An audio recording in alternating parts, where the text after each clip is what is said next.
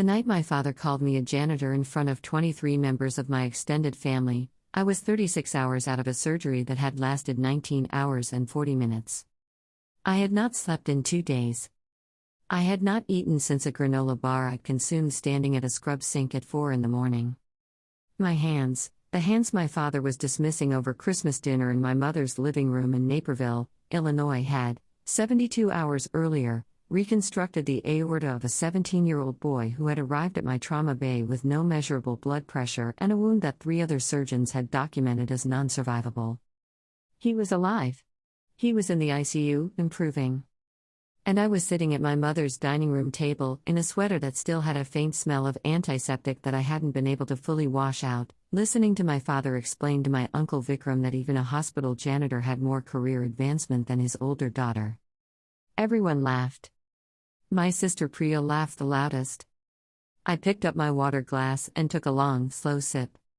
6 months later, my parents were wheeled through the emergency entrance of Mercy General Hospital in Chicago at 2 in the morning. They were brought to Trauma Bay 1. The attending on call took one look at my father's chart, picked up the phone, and called me directly. Because Trauma Bay 1 was my bay. Mercy General was my hospital.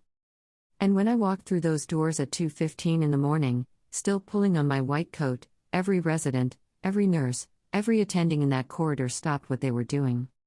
And they stood up. Part 1, The Betrayal. My name is Dr. Reena Mathur. I am 41 years old, and I grew up in Naperville, Illinois, the older of 2 daughters born to Suresh and Kamla Mathur, who had immigrated from Jaipur, India, in 1981 with 2 suitcases, graduate degrees, and the particular ferocious ambition that first-generation immigrants carry like a second skeleton, invisible to everyone else but load-bearing in everything they do. My father became a software engineer. My mother taught mathematics at a community college. They built a life in Naperville that was stable, respectable, and organized entirely around a single operating principle: achievement is the only acceptable currency in this family, and achievement means credentials that can be announced at dinner parties. I understood this early. Most children of immigrants do. What I also understood early, in the way that older children understand things that younger children are protected from, was that in our specific family, achievement had a hierarchy. And that hierarchy had nothing to do with the actual magnitude of what you accomplished. It had to do with optics. My sister Priya is 3 years younger than me. From the time she could walk, Priya had a quality I have spent years trying to name accurately without bitterness, because I think the accurate name matters. She was luminous in public. She could enter a room and immediately locate the person with the most social power and position herself in their gravitational field with an instinct so natural it didn't look like strategy. She was beautiful in the conventional way that photographs well. She was articulate in the way that makes older relatives lean forward and nod. She was exactly what my parents wanted to show the world. I was different. I was quieter, more interior, more interested in how things worked than in how things appeared. I spent Saturday afternoons in the library when Priya was at social events. I took apart our family's VCR at age 9 to understand the mechanism. I put it back together correctly, which I felt should have counted for something, but my mother's expression when she came home and found components on the kitchen table suggested otherwise. I was not difficult. I was not troubled. I was simply invisible, in the specific way that competent, self-sufficient children become invisible to parents who are too busy managing the more demanding, more dazzling sibling. The pattern crystallized the year I turned 16 and Priya turned 13. I had been accepted, on full academic scholarship, to a summer research program at Northwestern University, a 6-week intensive for exceptional high school students focused on biomedical science. 40 students, selected nationally. I had applied without telling my parents, not out of secrecy but because I'd learned early that announcing things before they were real only created opportunities for preemptive disappointment. I came home with the acceptance letter and placed it on the kitchen table. My mother read it. My father read it. There was a brief, genuine flash of something on my father's face, surprise, maybe the beginning of pride, that was extinguished almost immediately when Priya walked into the kitchen and announced that she'd been selected as a featured dancer for the Indian Cultural Festival that the temple community hosted every year. The festival was watched by perhaps 400 people. My research program was attended by 40 students selected from 11,000 applicants. My mother screamed with delight and pulled Priya into a hug that knocked a chair sideways. My acceptance letter remained on the table. Nobody picked it up. I picked it up myself. I put it in my room. I went to the program. It was one of the best experiences of my life, and I spent 6 weeks in a research environment that confirmed, with the finality of a diagnosis, that medicine was what I was made for. I came home and told my parents I wanted to be a doctor. My father said, "Of course. Priya will be a doctor. You should consider something more practical for your personality. Pharmacy, perhaps. Or nursing." Nursing. I want to be precise about something. I have nothing but the deepest respect for nurses. The nurses I work with are among the most skilled, most dedicated professionals I have ever encountered in my life, and the suggestion that nursing was somehow a lesser path is not something I endorse. But in the context of my father's comment, delivered across the dinner table with the casual authority of a man who had already made a decision about the ceiling of my potential, what he meant was, "You are not Priya. Priya will be the doctor. You will be something smaller." I did not argue. I went to my room, opened my laptop, and began researching pre-med programs. Part 2, The Fall. I was accepted to the University of Illinois at Chicago for undergrad on an academic scholarship. I majored in biochemistry. I graduated with a 3.97 GPA and a published research paper as a contributing author, not a footnote, in a peer-reviewed journal on vascular repair mechanisms. I was accepted to Rush Medical College in Chicago. I told my parents at dinner the night the acceptance arrived. My mother asked if Rush was the same as Johns Hopkins. I explained that Rush was one of the top medical schools in the Midwest, consistently ranked in the national top 30. She nodded in the way people nod when they're waiting for you to finish talking so they can say what they were going to say anyway. "Priya got into University of Illinois pre-med," she said. "She's thinking about specializing in dermatology." Priya was 17. She was thinking about dermatology the way 17-year-olds think about things, because someone had described it as lucrative and the hours were good. "That's great," I said.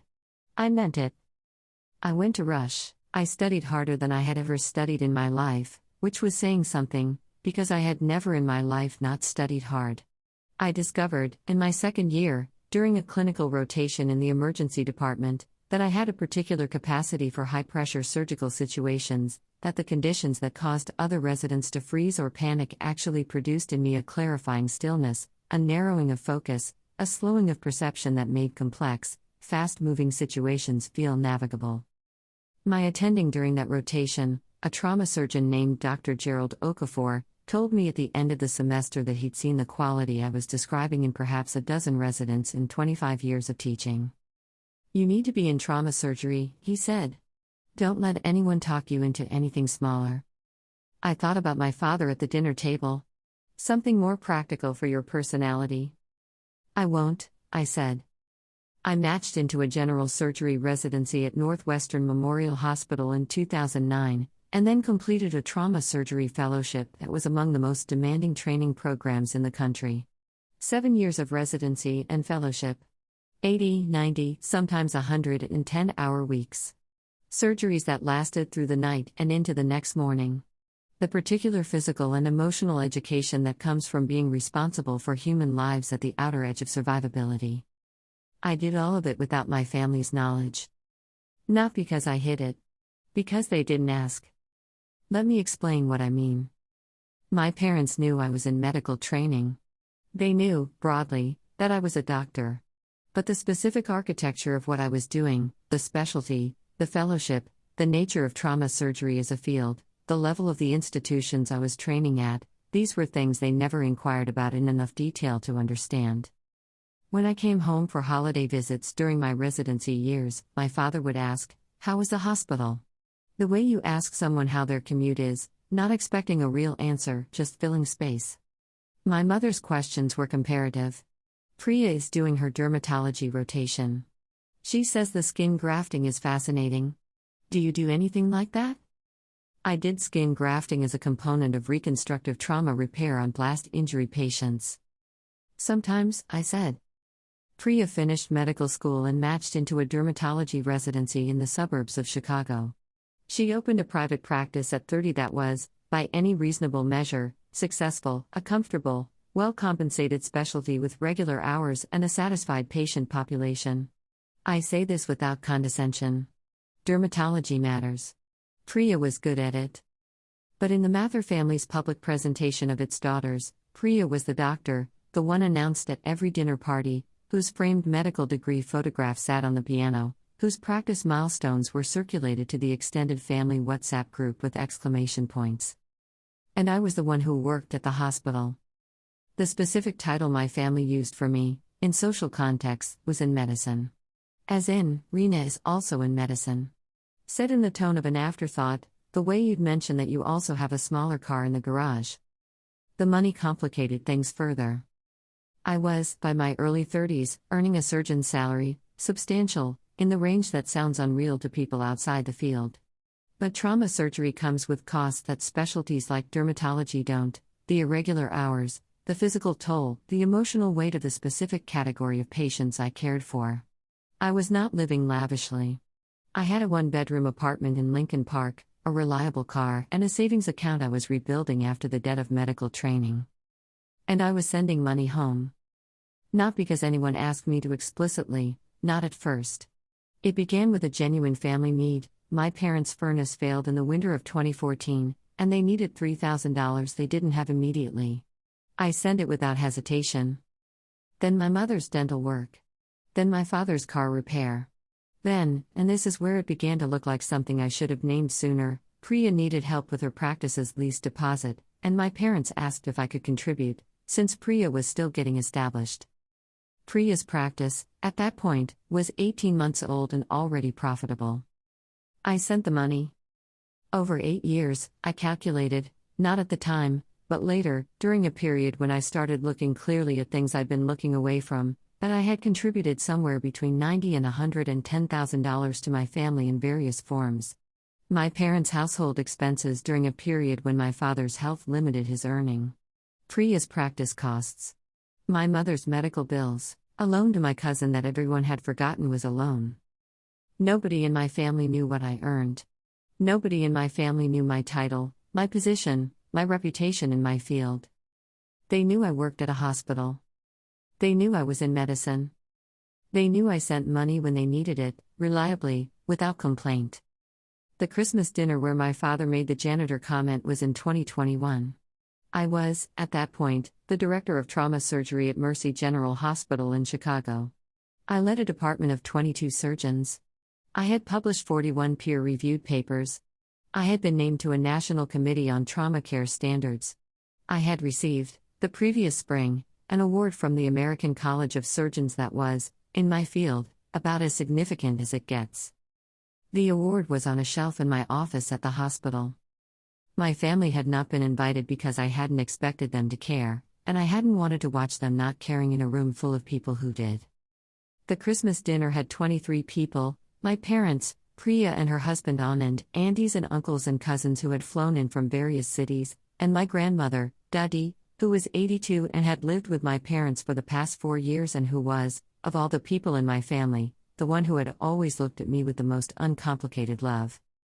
My uncle Vikram, who had a gift for asking questions that were actually statements, turned to me over the appetizers and said, "Reena, beta, what exactly is it you do at the hospital? Priya explains her work so clearly. You are always so vague." I started to answer. My father cut in. "She manages things," he said, with a comfortable vagueness. "Administration. Paperwork. You know how hospitals are, someone has to handle the back end." "Oh," Uncle Vikram said. "So not clinical work."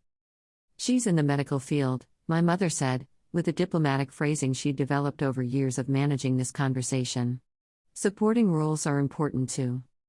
"Very important," Priya said, and smiled at me in a way that had enough warmth on the surface to seem kind and enough precision underneath to not be. My father reached for the bread basket and said, without looking up, "Even the janitor at the hospital has a more defined career path than Reena, frankly. At least we know what he does." The table laughed. 23 people, including my grandmother, who looked at her plate. I looked at my father's hands reaching for the bread. I thought about my own hands, 12 hours earlier, closing a lacerated hepatic vein on a construction worker who had fallen 4 stories. I thought about the resident beside me, whose own hands had been shaking, and the steadiness of my voice as I walked him through it. I thought about the 17-year-old boy with the aortic injury who is alive in the ICU right now because of those hands. I took a slow breath. "You're right, Papa," I said quietly. "Defined roles are important." I excused myself after dinner, drove the 90 minutes back to Chicago, and sat in my apartment for a long time in the dark. The detonator armed itself quietly. I didn't hear it. Not yet. Part 3: The Discovery. There is a particular clarity that comes from working in trauma surgery that I think people outside the field don't fully understand. When you spend your professional life making irreversible decisions under extreme pressure, when the margin between right and wrong is measured in seconds and millimeters and the consequence of error is a death you will carry, you develop an intolerance for self-deception that extends beyond the operating room. You begin to see the difference, very clearly, between a situation you cannot change and a situation you are choosing not to change. The situation with my family was the second kind. I had chosen, for 22 years, to be invisible to them. Not because they had forced it on me entirely, though they had certainly built the architecture, but because I had walked into that architecture and taken up residence. I had sent money without requiring acknowledgement. I had attended dinners without correcting the record. I had accepted in medicine as my public identity because correcting it felt like performing, and performing felt undignified. What I understood, in the months after that Christmas dinner, was that there was a difference between dignity and silence. I had been calling my silence dignity for decades. They were not the same thing. The discovery that broke something open came not from me, but from my daddy. My grandmother called me in February, 3 weeks after Christmas. She called my cell phone, which she rarely did. She preferred to talk through my mother as an intermediary, partly from technological caution and partly because she'd always navigated family dynamics through careful indirection. This call was direct. "Rena," she said. Her voice was 82 years old and still precise. "I want you to tell me what you do. Your real work. Your mother tells me one thing, your father says another. I want to hear it from you." I sat down on my couch. I told her. Not the polished version. The real one. I told her about trauma surgery. About what the director of trauma surgery title actually meant. About the kinds of cases I handled. About the paper I'd published on pediatric blast injury repair that had been cited in the updated National Trauma Care Guidelines. About the award from the American College of Surgeons. She was quiet for a long time when I finished. "How long?" she said. 22 years, I said. "Since I started medical school." Another long quiet. "And the money," she said. "The money you have been sending." "Yes." "Rena." Her voice broke, just slightly, at the edges. "I have been watching this family for 82 years. I watched your father build a good life and I watched him look at you and not see you. And I am ashamed that I also looked away, because it was easier." I closed my eyes. "I'm going to do one thing," she said. "I'm going to tell your father the truth. Not to make him feel bad. Because he is an old man who is going to die someday, God willing not soon, but someday, and he should not die without knowing who his daughter is." "Daddy," I said, "it doesn't." "It does matter," she said quietly. "It matters because you matter. You have always mattered. Someone in this family should have been saying that for 30 years. I am saying it now." She hung up. I sat with the phone in my hand for a long time. 3 weeks later, in March of 2022, my parents were driving home from a dinner party in Naperville at 11:30 at night when a driver who had run a red light hit the passenger side of their car. My father sustained a fractured pelvis and internal bleeding. My mother had a traumatic brain injury. The paramedics took them to the nearest Level 1 trauma center. Which was Mercy General Hospital in Chicago. Which was my hospital. Part 4: Preparation. I want to be honest about what I felt when I got the call. Not the professional response, that activated automatically, the way it always does, the trained neural pathway that converts crisis information into action sequence without passing through the emotional centers. That part of me was already moving before I'd fully registered what I was hearing. Underneath the professional response, what I felt was something I don't have a clean word for. It was not satisfaction. It was not a sense of cosmic timing, though the timing was, objectively, extraordinary. It was something simpler and more frightening. It was love. The complicated, durable, frequently painful love that exists for parents who have not seen you, who have minimized and dismissed you, who have laughed at their own dinner table while someone called you a janitor, and who are now injured and frightened and being brought to you in the dark. I loved my parents. I had always loved them. The love was not uncomplicated. But it was real. I got dressed in under 3 minutes. I was in my car in 4. I called the trauma bay attending, Dr. James Osei, one of my best residents from 3 years ago, now a junior attending, while I was driving. "What's coming in?" I said. He gave me the preliminary report from the paramedics. My father's vital signs were concerning but stable. My mother's head CT, ordered in the field, suggested a subdural hematoma, bleeding between the brain and the skull, that would need immediate evaluation and possibly surgical intervention. "I'm on my way," I said. "Dr. Mather," James said carefully, "the incoming patients, the attending flags show they're listed as your family members." "I know," I said. "I'll evaluate and then make a decision about my involvement in their direct care. Start the protocols, and I'll be there in 12 minutes. He paused. "Yes, Dr. Mather." I want to describe the decision I made during those 12 minutes in the car, because it was the most important decision of that night, more important than anything that happened in the trauma bay. I decided that I was going to walk into that hospital as exactly who I was. Not performing it. Not announcing it. Not staging it for anyone's benefit. Simply being, without apology or concealment, the person I had spent 22 years becoming. I was the director of trauma surgery at Mercy General Hospital. My parents were coming through my doors. And I was going to take care of them with every skill and resource and relationship I had spent my career building. Whatever happened after that, whatever they saw, whatever they understood, whatever recognition might or might not come, was secondary. My job was to make sure they survived the night. That was the job. That had always been the job. I pulled into the physician's parking structure and walked toward the emergency entrance at a pace that was fast without being a run, the pace I developed over years of being the person everyone else watched to calibrate how serious a situation actually was. Part 5, The Moment. The emergency corridor at Mercy General at 2:15 in the morning has a particular quality of light and sound, fluorescent, slightly too bright, underscored by the persistent electronic percussion of monitors and the measured, rapid speech of clinical communication. It is a world I have moved through for so many years that it feels more natural to me than any living room. I came through the main trauma entrance and turned toward Bay 1. The corridor was busy, 3 cases running simultaneously, the controlled chaos of a level 1 trauma center on a weekend night. Residents, nurses, techs, attendings moving in the purposeful patterns of people who know exactly what they're doing and exactly why. Dr. James Osei saw me first. He was coming out of Bay 2 with a chart, and when he looked up and saw me walking toward him in my white coat, he straightened instinctively, not a formal gesture, just the postural response of someone who respects the person walking toward them. "Dr. Mather," he said. "They're in Bay 1. Your father is stable, CT shows a grade 2 splenic laceration and pelvic fractures, no active arterial bleeding, but we're watching. Your mother's head CT confirms a small subdural, left temporal. Neurosurgery is on their way down." "Good call on the neuroconsult," I said. "I'll evaluate and then we'll determine surgical necessity. Is anyone else with them?"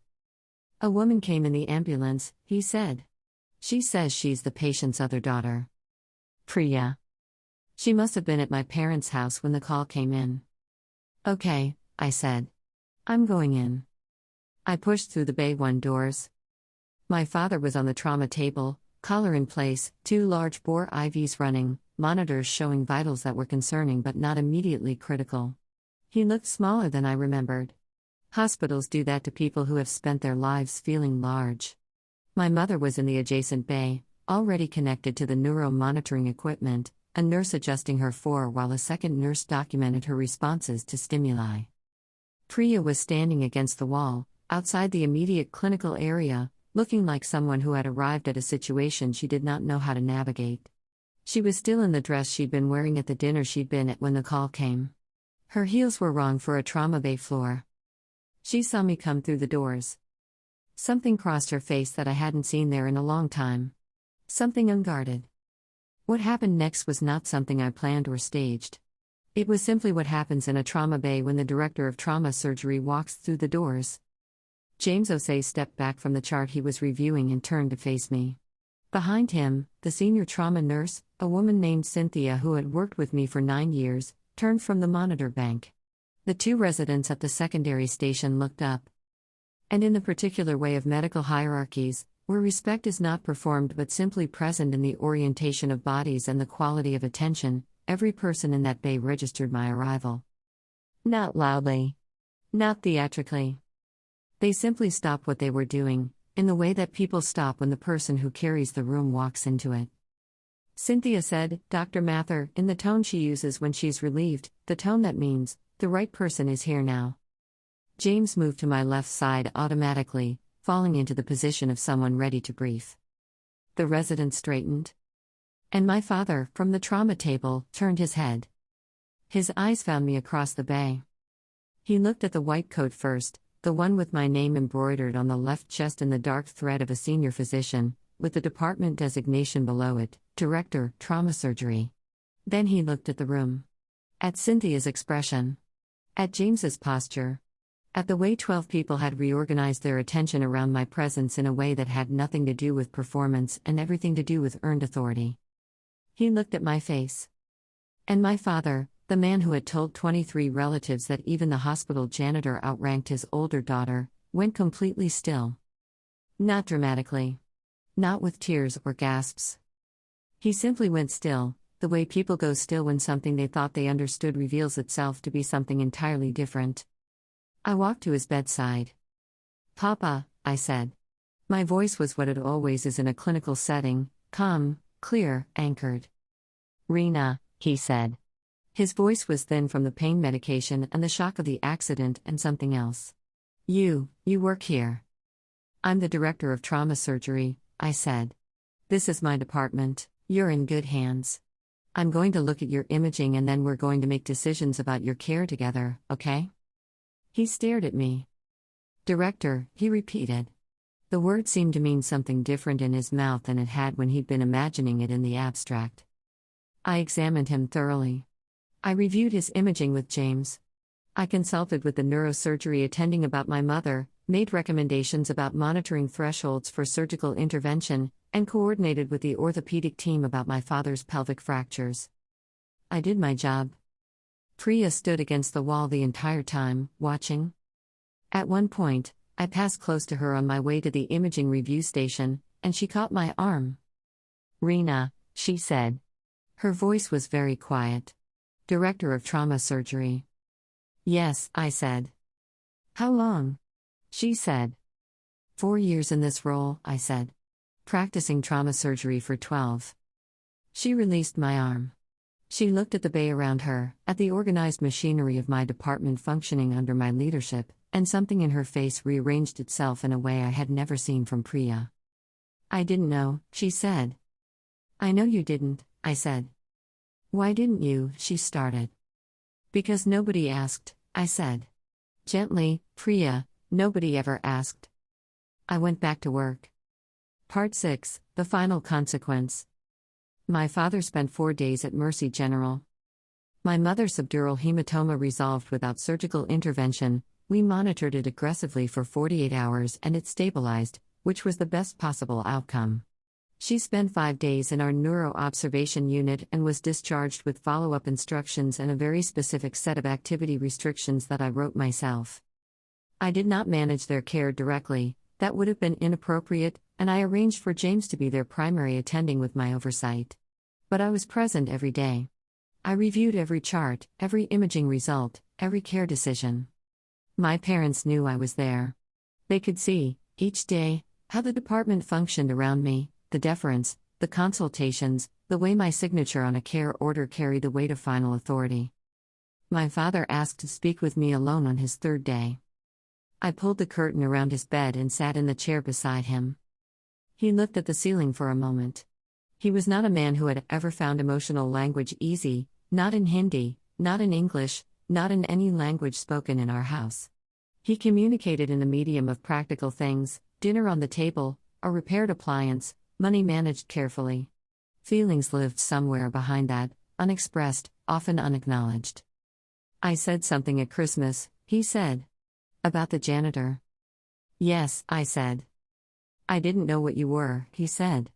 I told myself I did. I assumed. He paused. I didn't ask. No, I said. You didn't. In India, when I was young, he said, my father told me the oldest child is the foundation. The foundation doesn't need praise. It just holds. He looked at me. I think I took that too far. I think I confused not praising you with not seeing you. And they are not the same thing. It was more self-reflection than I had heard from my father in 41 years. They are not the same thing, I agreed. I'm sorry, beta, he said.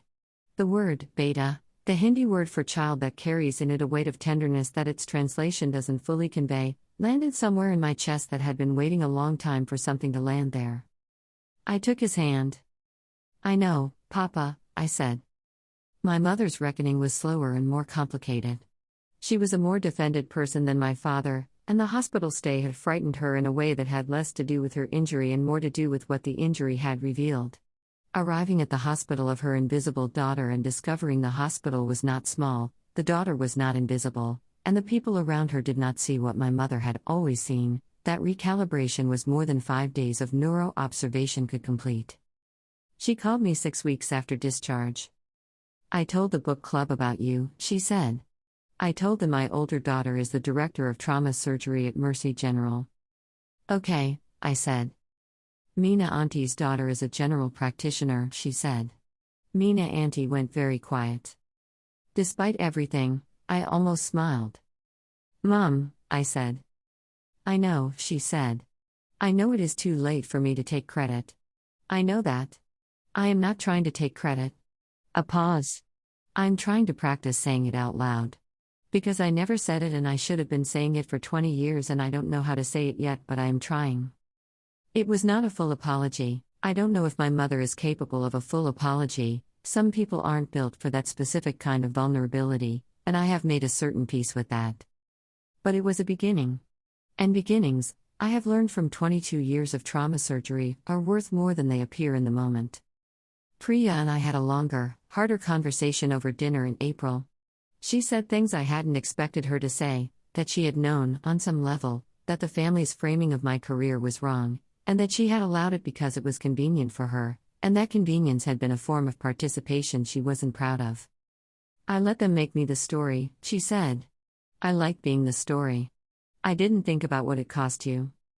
I let them too, I said honestly. I disappeared on purpose. I thought it was dignified. It wasn't. It was just easier than fighting. We both have something to fix, she said. Yes, I said. We are fixing it. Slowly and perfectly, in the way that adult siblings fix things, with long conversations and occasional backsliding and the shared memory of parents who loved them in ways that were, by any honest accounting, significantly flawed. I transferred money to my mother's account one more time after the hospital discharge, for the co-payments and the follow-up appointments and the home nursing visits in the first 2 weeks. After that, I stopped the automatic transfers. Not out of punishment. Out of clarity. I established, with my parents, an explicit structure. I would help when there was a genuine need, communicated openly and reciprocally, within a relationship that acknowledged who I actually was. No more life support delivered invisibly to people who didn't know the machine existed. The money I redirected went, in part, to a scholarship fund I established at Rush Medical School, specifically for students from immigrant families who were the first in their households to pursue medicine, and who were doing it without a family that fully understood what they were building. I named it the Mather Foundation Scholarship. Not after my parents. After my family. Because the family includes me. There is a moment in trauma surgery that experienced surgeons describe but rarely explain to outsiders. It happens sometimes when you're deep in a difficult case, When the situation is complex and the margin is thin and you've been operating for hours and the room is quiet except for monitors and the breathing of the team. There's a moment where everything unnecessary falls away. Where it's just you and your training and the patient and the next right decision.